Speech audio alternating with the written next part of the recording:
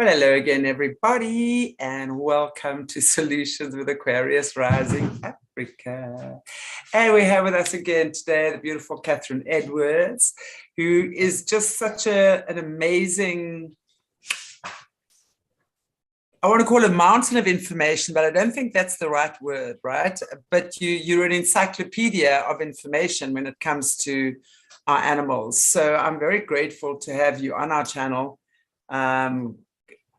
enlightening us with so many really, really important topics, because I think especially in recent years, and I want to go back maybe 10, 15 years in particular, our animals are definitely not just our animals. They really are part of our family.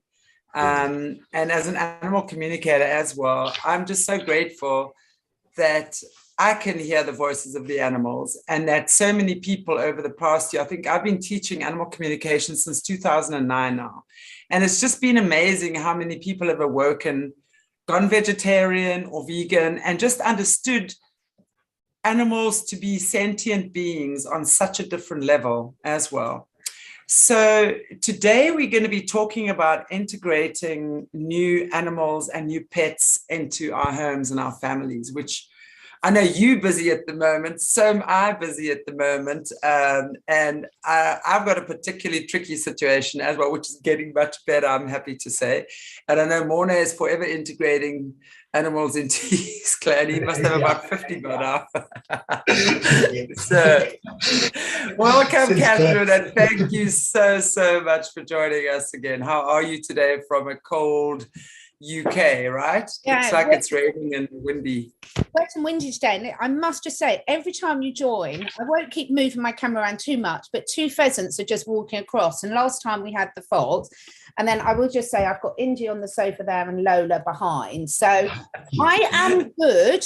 But I must say, end of the week Friday, it's been quite a tough couple of weeks, actually, not in a really bad way. In terms of the world situation, I have got nothing to moan about, but I will have a bit of a giggle with you two because we're talking about animals today. And the last couple of weeks and interactions with some humans have made me realise why I prefer animals.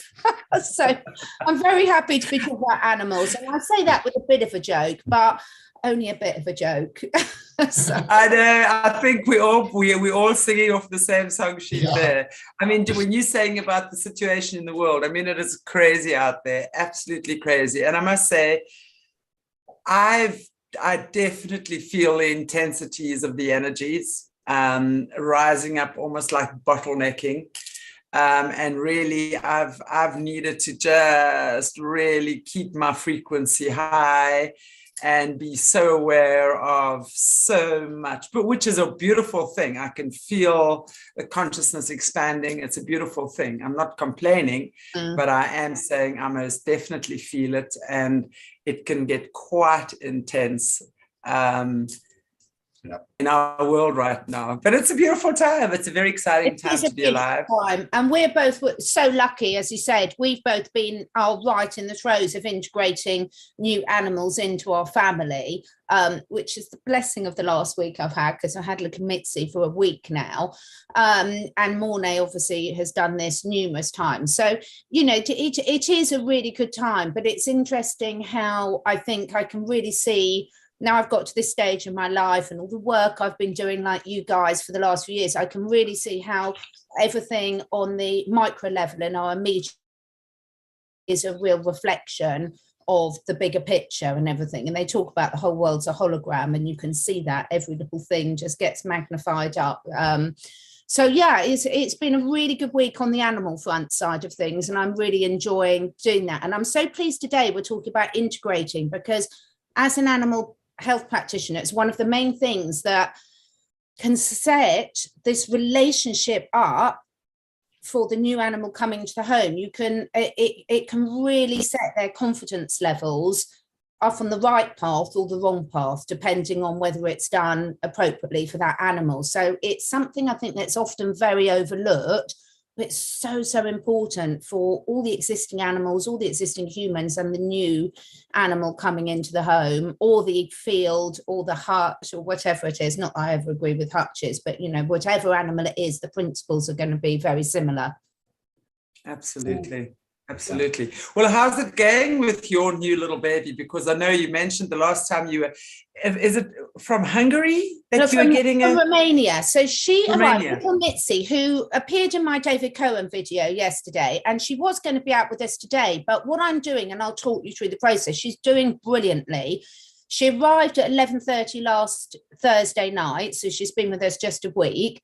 And she's absolutely amazing. And I'm very lucky because the rescue charity that I work with, they've got a very good understanding of the animals. They give you quite a lot of information. So I knew that she was good, really happy with dogs, but not very happy with cats. And I've got 4 other cats. And one of the reasons why it was a suitable mix to come to us is we've got a lot of outdoor space. We've got the stables, we've got fields, we've got woods and everything. So once she's settled enough to be allowed out, which is one of the things I'm going to talk about. But what I do is I always go, like you guys, I've been doing this a long while, and like everything you learn from your mistakes. So I've learned to really take it slowly with integrating a new animal, because obviously she's had I was going to say a very traumatic journey over. From a human perspective, I expected it to be very traumatic. But actually, she came off, like Idris did, off that transporter from Romania, having driven all the way across Europe, calm as a cucumber. Could not believe it. The transport company were amazing, which is why this animal charity is so good, because they're very careful who they use. Because my dogs arrived over, my Romanian dogs arrived over in a terrible state, absolutely traumatized by the trip.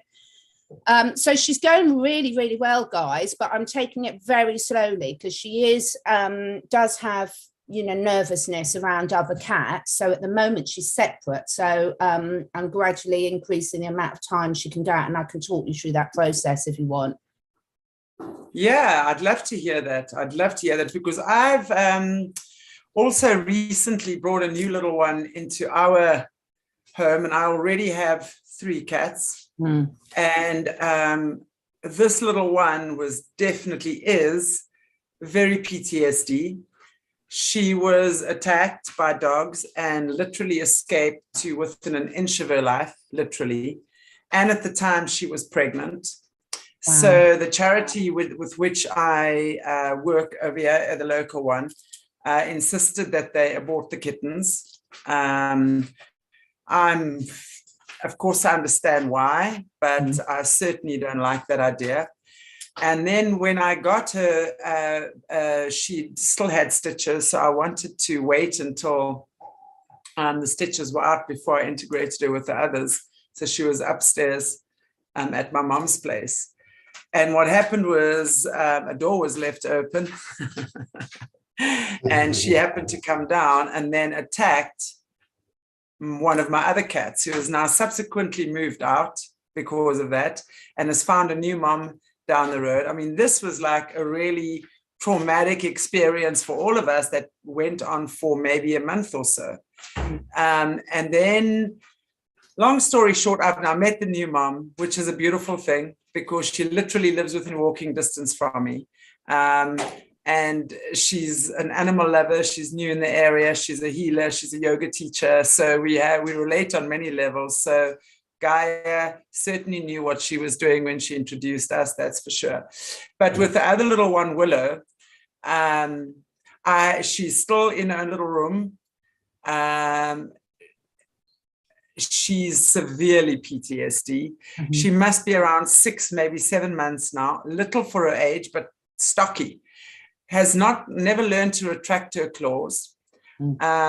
And she comes from what we call the townships, which is where animals just are. And, the lifespan of a cat, if it's a year, you're lucky, so they're generally mauled by dogs and they don't live very long. And it's really just a free for all kind of war zone for animals. So she's never learned to retract her claws. She's extremely territorial. I've often integrated cats, but I've not had the situation where the new cat thinks it's her house. It's always been the other way around. The newbie knows they're newbie, and the other ones are like, and I've done that quite successfully several times. But this time, and then she's now actually in my healing in my yoga room. And I then finally was able to communicate with her.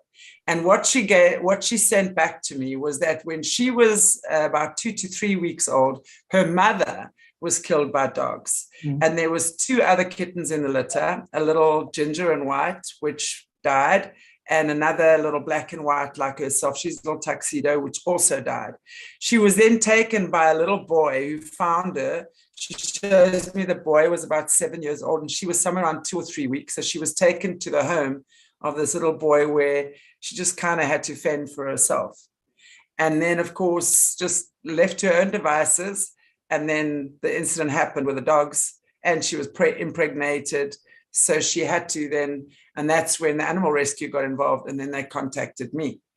So I had no idea, because every time I've rescued kittens or cats, they've always been kittens. Okay, so I've not taken on pretty much a fully grown cat or 6 or 7 month old yet. They've always been little. But then I also saw how the trauma of her kittens had left an imprint within her energy. So she was very traumatized. So basically what I've done with her is I've kept her in my healing room and my yoga room. I do sound bowls with her just about every day, which helps a lot. It's really helped a lot. I've harness trained her. So I take her out on the little harness. She loves that. And she herself is getting more and more confident in her environment. And I put her in a little cat cage, and I bring her into the lounge now. This past week, the first week, she hasn't been hissing at the other cats, because I have a spray bottle with lavender oil in. So when she hisses, she just gets a squirt, and that's a no.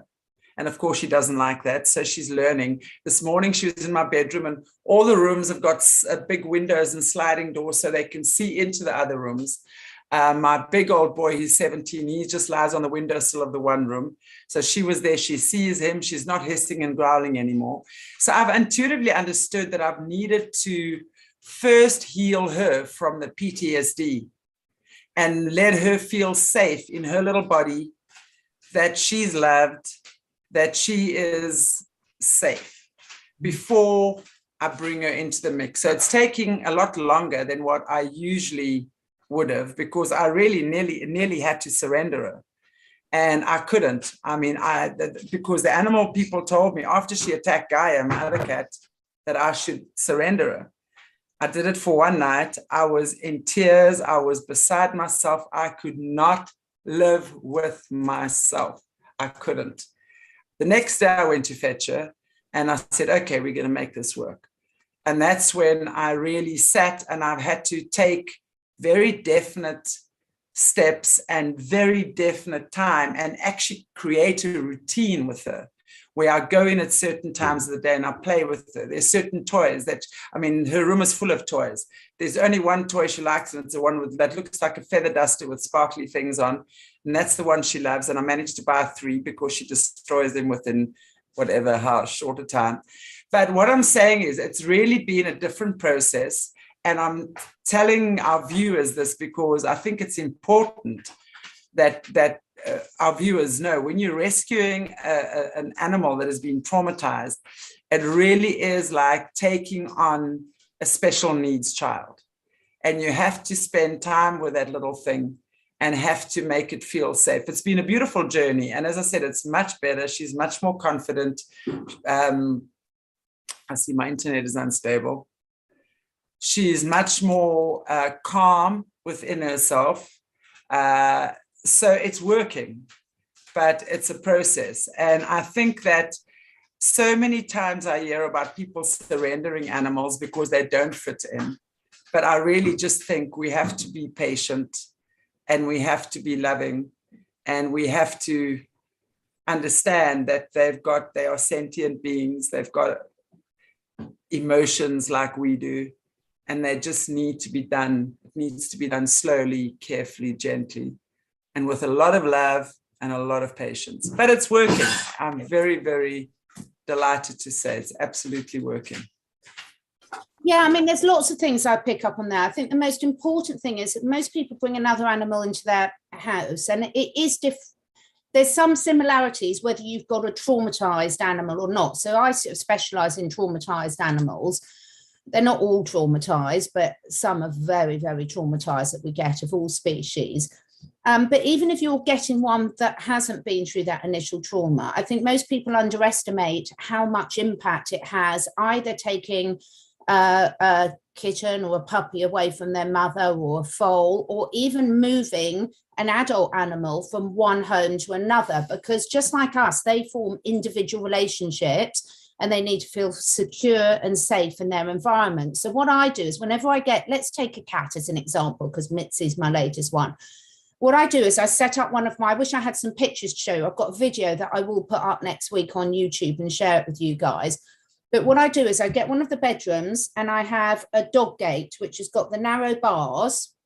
If you've got a young kitten, they can get through the bars. So then I put some like stockings, or some netting across, so that they can actually still smell and interact and rub noses, but not get to each other. Because for animals, getting to know each other's smell, their main communication mechanism is via smell for most animals. So it's really, really important that they can smell each other. So what I do is I've got this stairgate, and my poor son is used to, over the years now, his room is always the new animal room, because it's in the perfect location, because they can see all the other cats and dogs because of where it is at the front of the house. They can see out the windows, but they can have their own space, so they know no one can get. So then I nail over the top of the door, because the stairgate comes to about this height, chest height. But obviously a cat can jump over that. So then I nail a blanket or a curtain over so the cat can't jump out. So, and that may take, for a couple of cats, like Idris, who is very confident, he was the youngest one we've had, and he was about 6 months. And most of mine the cats come to me as adults and quite traumatized. But the great thing about that is they can meet all the others if they want to, but they know they're safe. They know the other animals can't get to them. And similarly, existing animals can get to know each other's scent, because when an animal first comes to you, from regardless of what setting, they will be in a stress state. Obviously, yours are mine and more stress, because they've come from, mine's had a long journey across the whole of Europe. Yours has come from a very traumatic background. But even one that's just come from a good home, being separated from the rest of the litter mates and the mother is traumatic. And in nature, it would never be done like that, where they're taken away. It'd be a much gradualer process. And as your stress hormones regulate and you get more comfortable, then your pheromones that you're giving off, to which the other animals are picking up to, will change, and therefore the interaction will change. So one of the important things, like you were saying, Chantelle, is that when an animal first comes into a new environment, it's like us going into a completely new environment where we don't know anyone. You're not seeing the true personality. That you will see the stress response, which is flight, fight, or freeze. And depending on the animal, will exhibit various of those. So not making any quick decisions and labeling is so, so important, because we know how horrible it feels when people label us.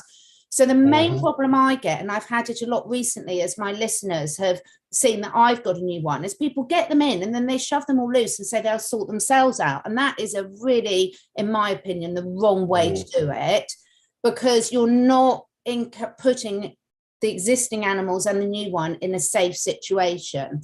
Yeah, I agree. They've got to feel safe. They've got to feel safe. Yeah. So, for example, I know, because this one has come from a foster home in Romania where they had a very good understanding of her, I know she doesn't feel secure eating by other animals. So initially, I've put the food away from the stairgate and obviously away from her litter tray. So she's got a quite safe place to use her litter tray where she's not overlooked and not in fear of the other animals, and also the food. And now, just the last couple of days, because she's doing so well, I've moved the food bowl to right by the stairgate. So the existing animals are eating that side of the stairgate and she's eating that. And then now what I've done is I've got my 2 Indian Lola out with me now, and I've left her with the run of the house with Star, my old Labrador. So my cat flat, where the other cats come in and out, where they go, where they can come in where they want, is in through our lounge. So I've shut the lounge door off so my other cats can come and go as they feel, and I'm not ostracizing them and putting their noses out of joint. And then the rest of the house, she can't get out because I wouldn't obviously let her out yet. She can go and explore, get to see all the other cats' scents, meet my dear old lab, who is as gentle as anything, whilst even though Lola and Indy are good with other cats, I wouldn't leave them unsupervised at this stage. That wouldn't be safe, because if she overreacted, then they might overreact. And obviously I've got to make sure I supervise those interactions, similarly with the other cats. So you hit the nail on the head, and I know, Mornay, you really experienced this, is slowly. If you take your time at the start, then they've got that trust in you, and they look to you in difficult situations. Whilst if you rush the process, which from a human point of view, of course, is a lot easier to just shove them all in and let them get on with it.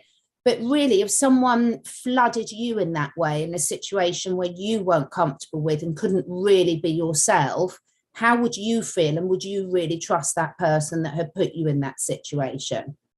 Yeah, absolutely. Exactly. I think animals are just like children or like humans. If you approach each animal as an individual, I think it's so important to know this is an individual. It's not just a cat that needs to be integrated. It has a past, it has a future, it has a personality. And one of my tricks is like one of my tricks, I think it's my trick, is to treat them equal love. So when you get a new cat, is don't have a favorite and never have a favorite. You have to be able to train yourself in such a way that your heart opens up widely to each one in the same unique way, though, because each one has a uniqueness as well. So I have a specific, a special meow for each cat. You know, I try to keep them their identity separate from each other. Although I give the same love, and that works because when they see you getting the same love, then they don't really fight with each other. But as soon as like one feels this one is getting more attention, they get jealous, just like kids. They feel neglected, just like kids.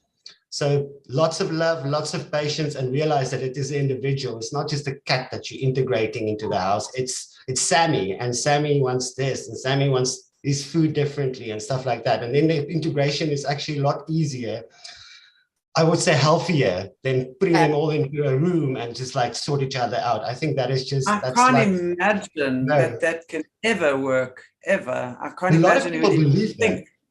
A lot of people do, and it's something I see all the time. And you can have that's so important what you just said. So with me, I am really lucky that my children have grown up in this environment just like I did, so they're completely on board with this. And I mean, my children's skills with the animals are just up there way more. That they're just phenomenal. So when you look at an animal, we know when someone looks at you, as a human, when someone's looking at you from a place of love or from a place of judgment. So when we have a new animal in, what you just said there, Mornay, is just probably the most important thing is they are a unique individual animal that we're looking at with no judgment at all. And I know as humans, we have natural judgment, but when you look at an animal, I find it so easy just to have unconditional love. So of course, you're as a personality in our family, my son, who's got one personality, might have a closer relationship with one of the dogs. But when this new cat came in, we're lucky because we could plan it. We knew she was coming. We knew roughly what date. So as a family, we sit down and plan how we're going to keep the door shut and where we can have double things so they don't escape. How we can, like my husband, so my son's away at university at the moment, so I'm sleeping in the new room with the new cat, which gives her that one-on-one time. But Coco, one of our other cats, always sleeps in with my husband and I knew she'd be really jealous. And my husband's like, right, I'm giving Coco extra love so that she doesn't feel that mum's deserted her for another one. And so having those conversations beforehand and understanding the needs of the individual animals and which ones will have their noses put out of joint and which won't is so valuable. And understanding that they're going to change, their personality is going to come out as they relax into the situation. Like my new cat, Chantelle, she's so clean and she didn't want to use a litter tray. So it was like 2 days before she'd actually use the litter tray because she's so clean. She wants to go outside and do her business. So making sure I was very careful where I put that, making sure it was deep, making sure I emptied it straight away. And like you both said, time as well. So Chantelle, you and I have had to wanted to free up a lot of time in our schedules, because you can't just get a new animal in and then just carry on as normal. They need your time, they need your attention, different ones in different ways, etc. So, but when it goes well, it's so rewarding. It's the most rewarding thing ever, isn't it? Absolutely. Yeah. It really is. It really, really is, you know, and that's why I say, and it's also, obviously, I don't have a husband, so my bedroom is where my other girl, that's her space, and I don't want to interfere in that at all. But what I do is I'll go like to my healing room during the day, and I'll lie down on my massage bed, and I'll let her come and lie on my chest, the new little one, and I'll do yoga with her in the morning. And then when I shower, I take with me. So then, you know, so I split the time that we have together, you know, as well. And then, as I said, you know, I'll take her out on a little harness, and then she gets to walk around.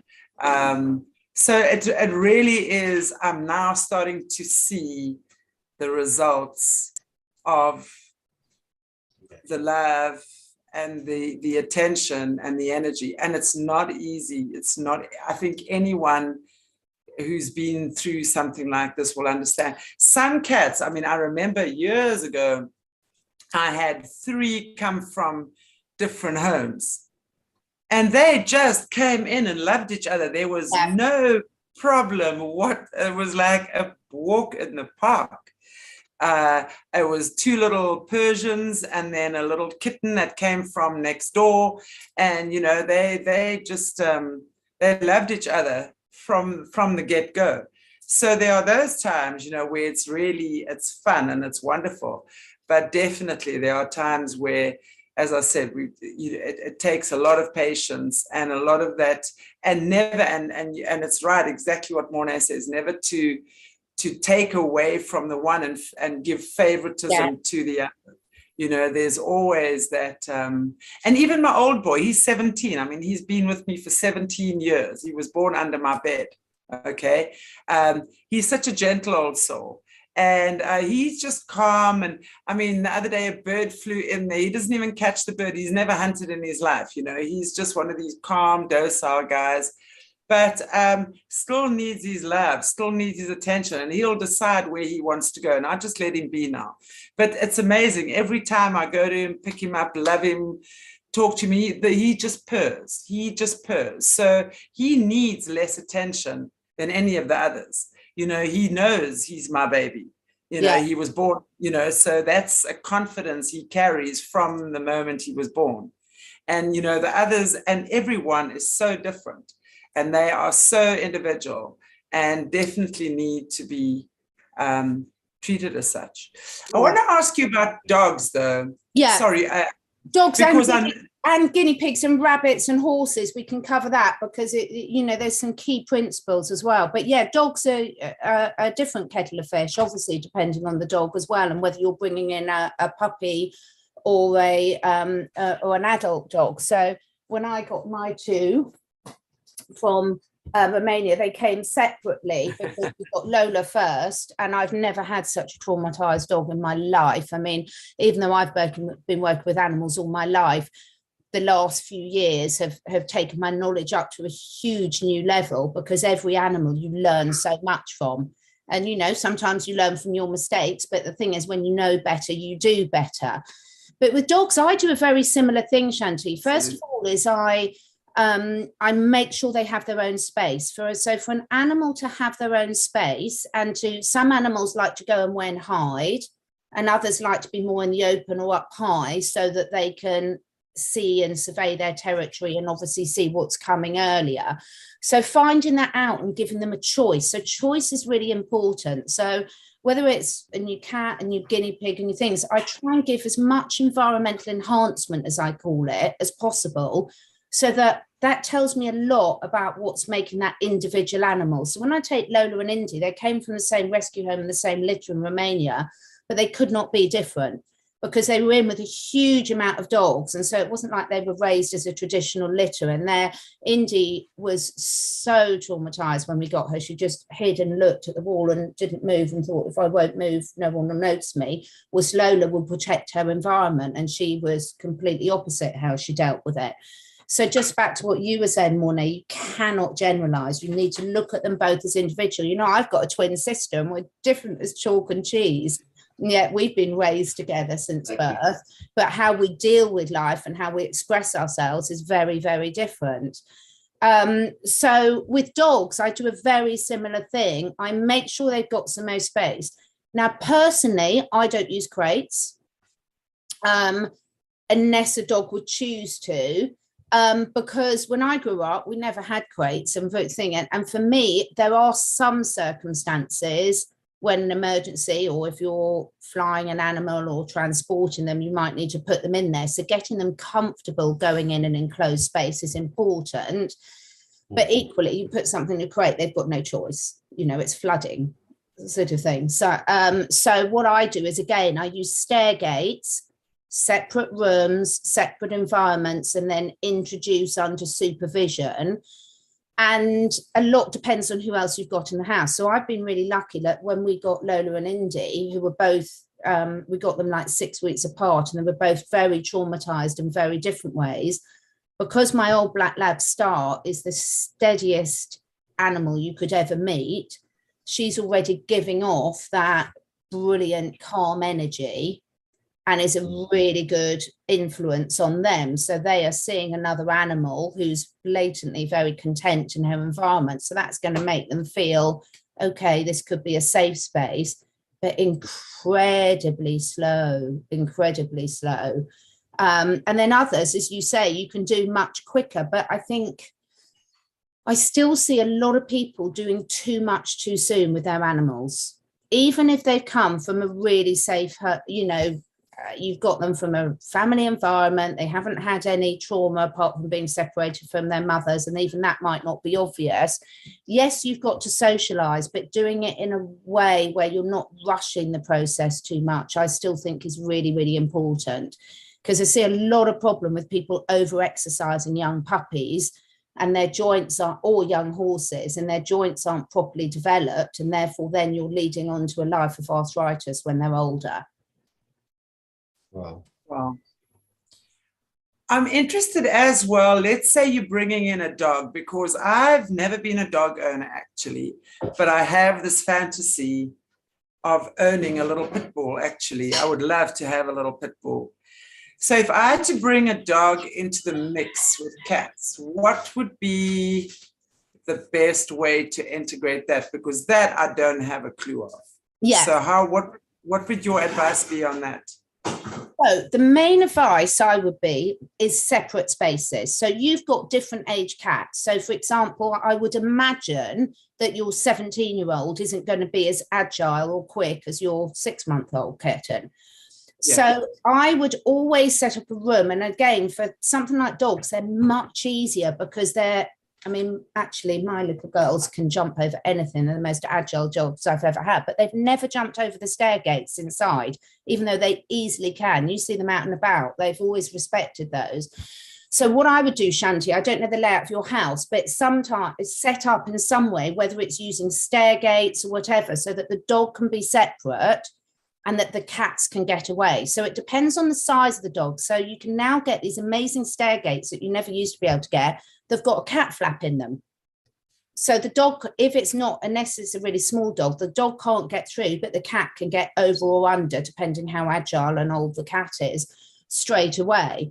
Because you've got to keep the cat safe, keep the existing animals safe, and then slowly introduce them. So again, this is a generalization because you could have a whole couple of hours discussion on one, but you were saying about the hissing and the spray bottle, which I can completely understand why you do it. My cat will really hiss at the others. So what I do is I'm sitting there with her and I'm saying, I understand that you're telling us you're not happy. Can you express it in a less severe way? It's okay, because what you don't want to do is shut down that expression. So I would use a spray as an absolute last resort, not as a training mechanism. And I do use it as a last resort because, again, depending on the individual animal, your main thing is every animal wants to feel safe in your thing. But what we don't want to do, and this is a trial and error with individual animals, is we don't want to cut down their natural communication with you. And I'm not talking about your telepathic animal communication. I'm talking about the normal behavior communication. So we want a cat to hiss at another cat or dog if it's saying that I don't feel safe, back away. Does that make sense? Yeah. But we don't want them to be able to launch and attack them. We want to train them that they don't need to get to that stage. So what I've found is my animals that have lived wild, their natural communication is amazing. And most animals in the wild will not resort to fighting unless it's a last resort, because they know they're going to get injured and that's the end of them. Whilst I find the domestic, if you take the typical domestic dog that's bred in the UK, you know, a Spaniel, Labrador, gorgeous personality, but often they've lost a lot of their natural communication. So they don't pick up the early warning signs, which gets them into trouble.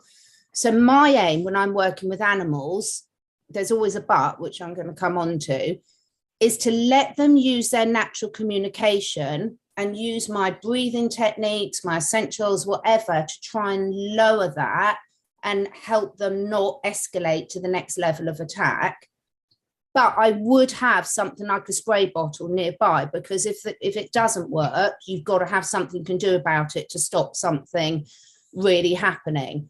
But like you said, Shanti, it takes a lot of time, but it's one of the biggest problems I see with horse riders. Most horse riders are trained to shut down their horse's natural communication, and that's really dangerous.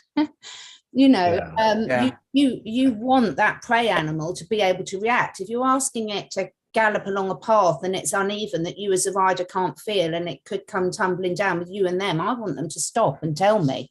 I don't want them to feel so scared that they can't say I need to stop. Does that make sense? So for me, my aim is always to let the animal communicate, but to try and teach them that they don't need to escalate to the heart. So I always say, like, my husband and I have been together for so long, and it's like a comedy show. You could, if we had CCTV, it's like a comedy show, because he leaves his stuff all over the floor and I say, pick it up. He ignores me. So then I shout and say, pick it up. And then I might get to a stage where I throw his clothes at him.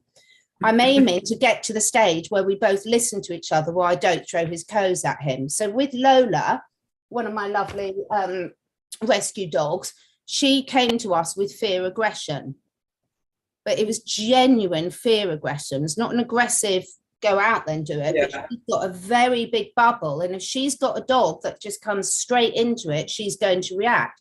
So my aim was not to stop her growling and warning another dog off, because she's entitled to her body. My aim was to train her that if she gave clear warning signals, she didn't need to go to the next step. Does that make sense?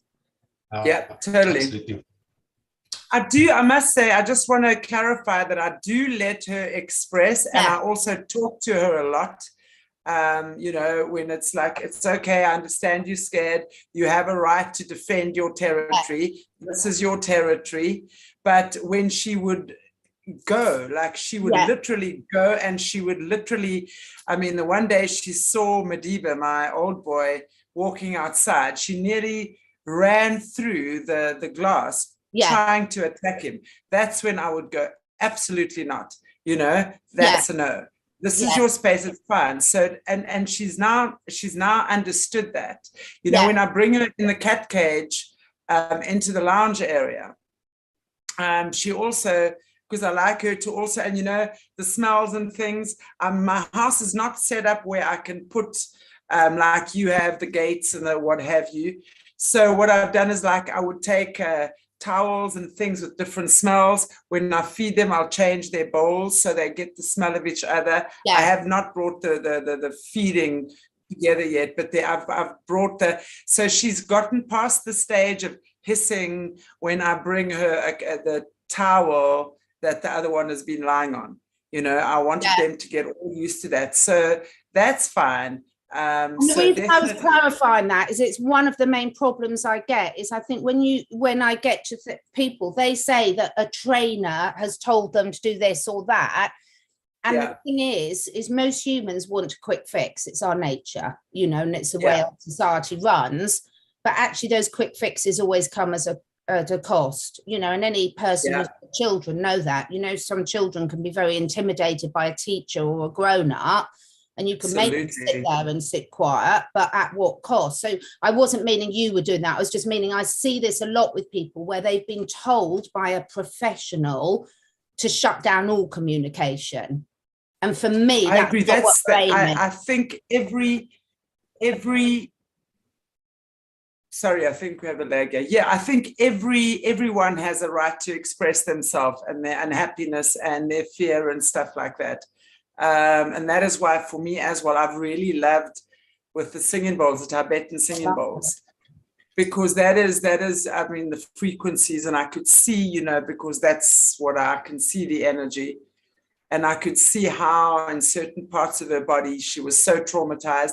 And I could see the imprint that the trauma of her kittens had left inside of her, and the trauma of having them aborted was very traumatic for her. So for me, before anything else, where I was even begun, I wanted that trauma to have dissolved, where she kind of like, was in a space where she could now feel safe and not carry that. And that's what I'm saying, you know, people who don't have that understanding, and I know that that's a gift for me to see that. And I'm very grateful and blessed that I have that. And I think there are others that certainly have it too. But I think when people adopt animals, it's so important to understand their history as well. And I think that people at animal shelters should be open about that, not to try and just get the animal a home. You know, that animal has to fit the home. They've got to be able to explain to the new owner, this is what's gone down. Because imagine us, you know, being attacked while I was pregnant and then hauled off to the hospital and had my baby aborted. Yeah. And now I'm just shoved off somewhere else, and I'm expected not to be traumatized. And expected to trust the species that's done that to you. It's hysterical, isn't it? It is, yeah. Exactly. And I think that's where all of us three, because we understand, and I just want to get across to the listeners, when we talk about the communication, there's loads of different ways of animal communication, but just having that conversation with them like you would to another human is enough. Because when you're then saying it and being really honest and yes, I know this has been through this, but this is what it's going to be like, and we're going to learn from each other, and you're going to tell me when I get it wrong, and I'm going to tell your boundaries, because you're exactly right, Shanti. It's really important for their own safety and welfare that we set clear boundaries. So you as an individual household have to decide what is an absolute no. And so long as you're all consistent with that, there's no problem. Yeah. And that is absolutely fine and really, really important. And I just don't find animals ever have a problem with that, so long as you're consistent.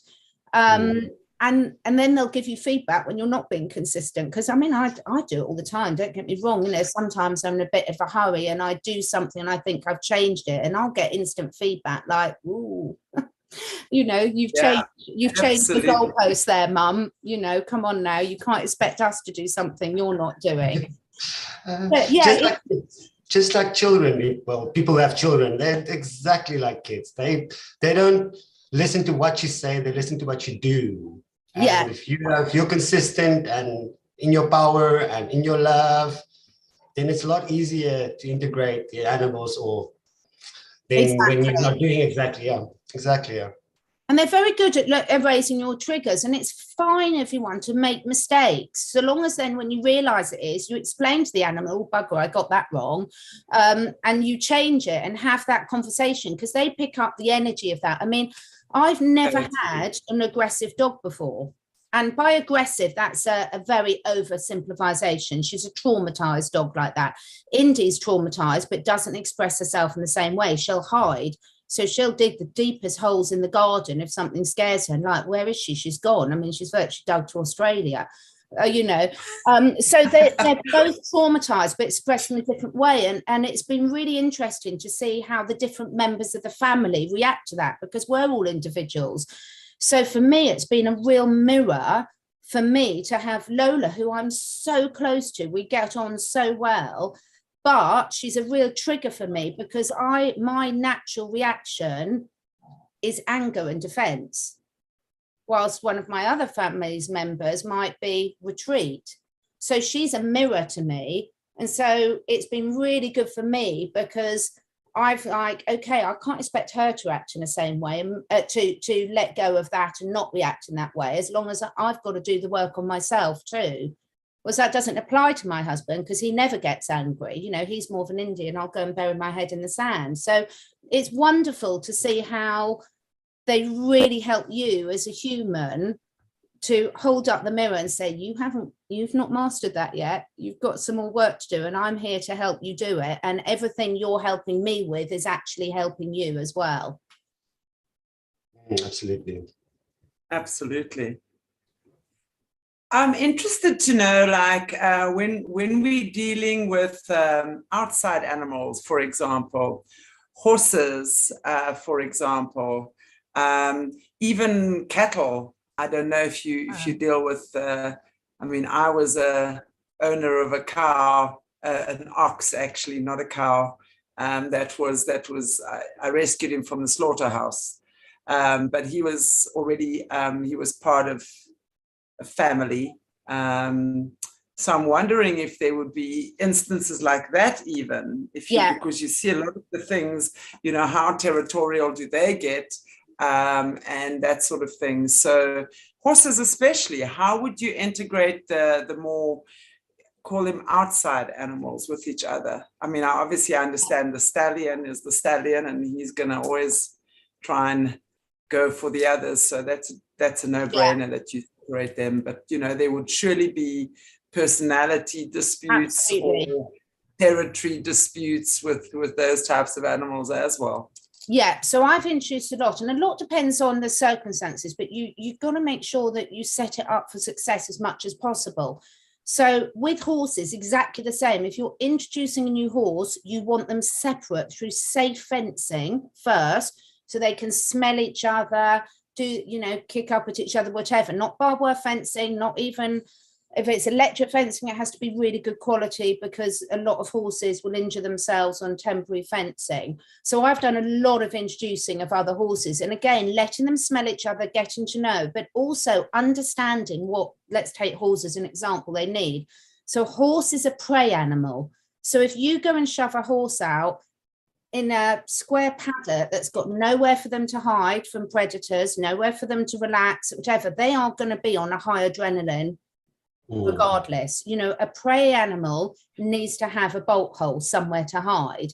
So again, trying to set that up for success, but any new animal, introduce it gradually, and also think about who you introduce to, because we've had a couple of awful circumstances around here where people, for the best reasons, they think they're doing the right thing. They've got, say, a great big thoroughbred that they're riding and has got metal shoes on, and they'll want a companion for it. So they go and get a little Shetland, and then the big horse has been playing and with metal shoes and kicked the little one and broken its leg.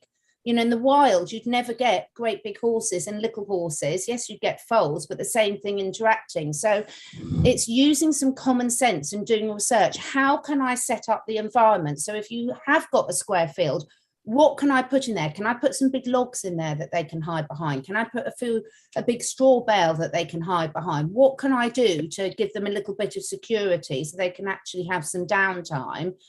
Keep them separate so they can smell each other, because, as I said, when you remember that every animal, it doesn't matter whether it's a guinea pig, whether it's a horse, whether it's a cat or dog or cat, smell is how they're picking up the pheromones and the signature of the other animals, whether it's giving off fear, whether it's ill, whether it's giving off aggression, etc. So sort of you let them smell them and then you gradually introduce them. So when I get a new horse, I'll put up fencing so they're next to each other but can't get to each other, so they can't kick each other or keep them safe. I mean, my horses don't have shoes on, so it's less of a risk.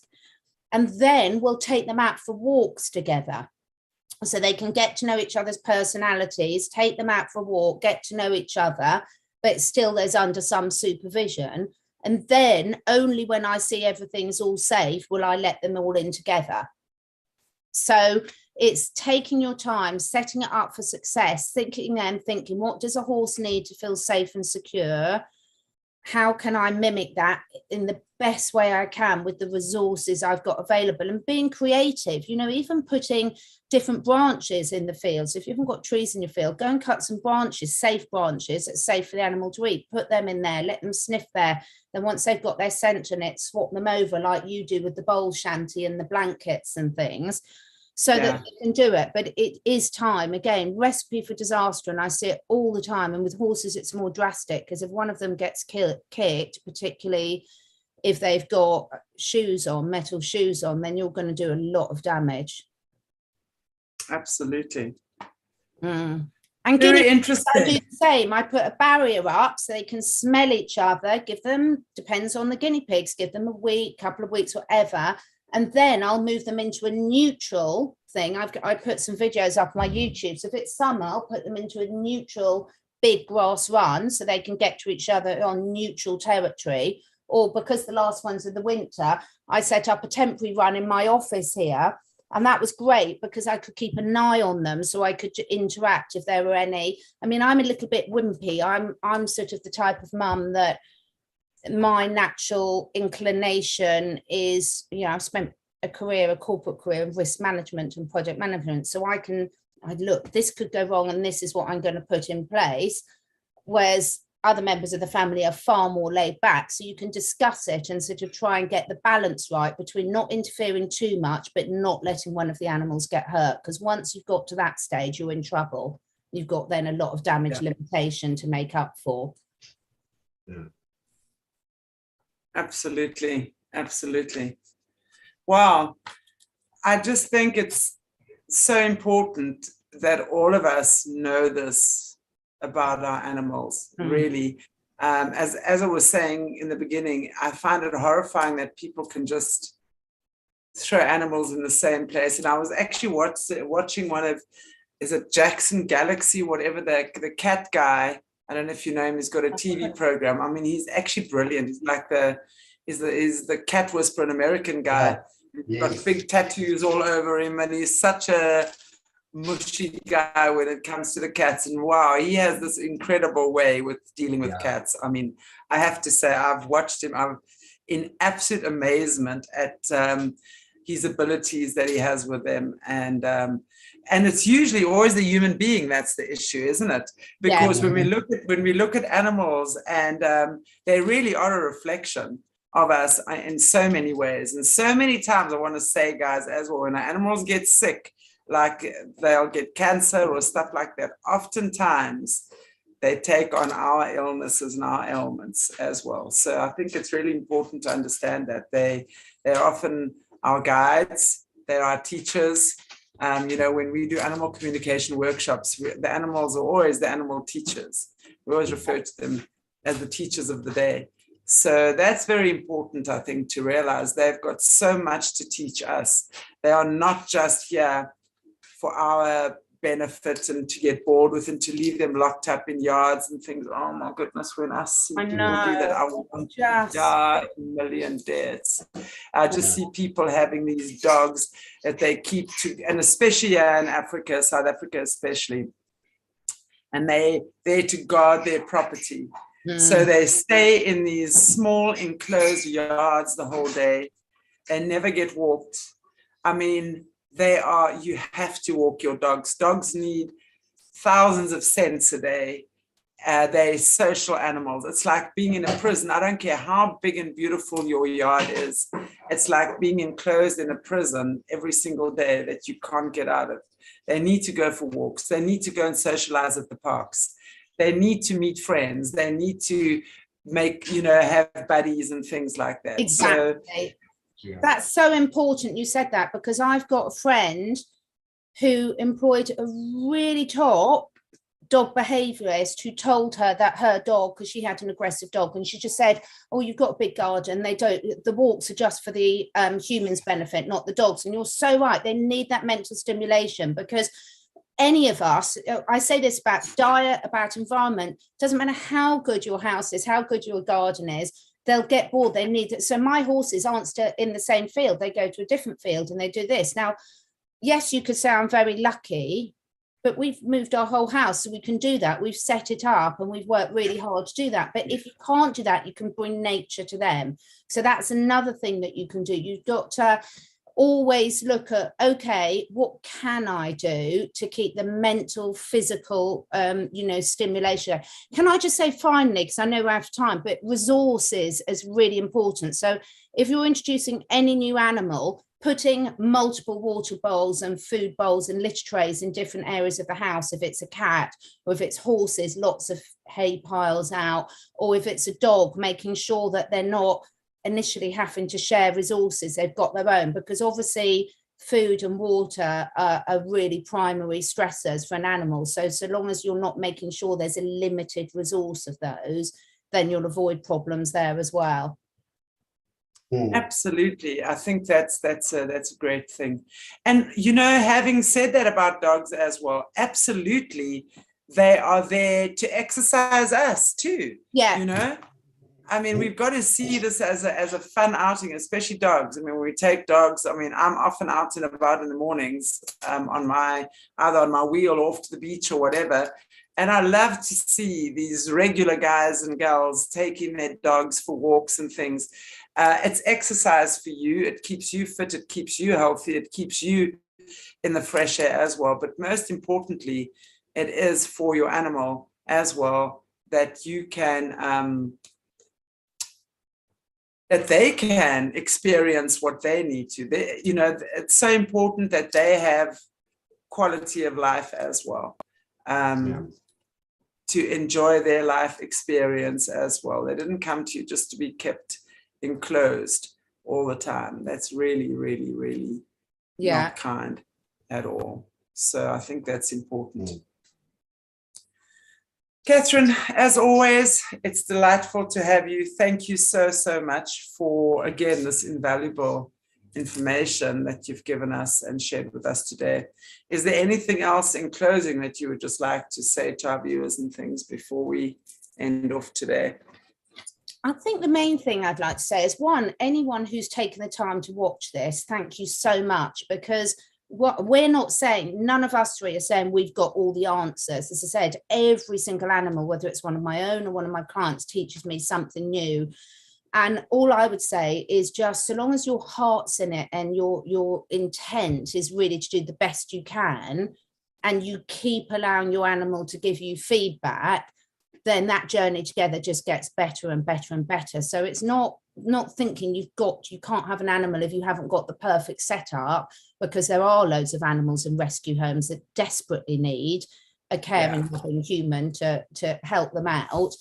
So I'm not saying wait till you can do everything perfectly. All I'm saying is, if you keep asking those questions, just like we've been talking about with the wider things going on in the world, if you keep questioning, okay, what am I doing? Am I giving them variety in their diet, in their exercise, in their love, in their care? Am I allowing them to express themselves? Am I listening to the physical signs, the emotional signs, the behavior signs of what am I getting right? What am I getting wrong? If I'm getting me wrong, who can I go with to give me some different ideas? Because we've all got different, and every listener will have other amazing ways that they do it that we haven't thought of.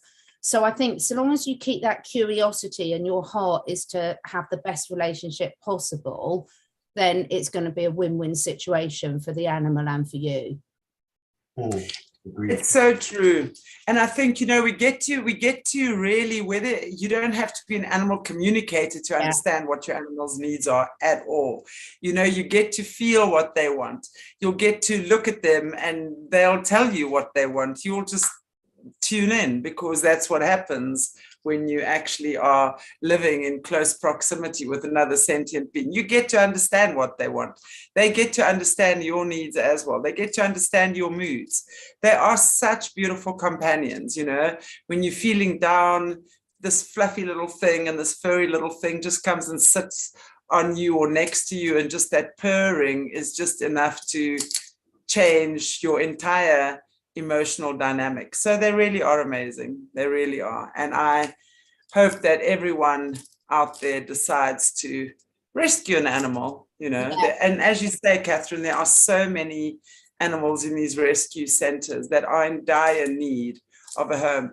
And what I've discovered as well with little Willow, even cats, it's, even if you live in an apartment, you can still harness train your cat, and you can still go to a place where you can walk them and they can be taken out. It really takes commitment, and it takes, you know, love and just the desire to do so. Lots of cats are being harness trained now. You know, you can put them in your car, take them to an outside place and just take them to walk around wherever or something like that. You'll know, you know.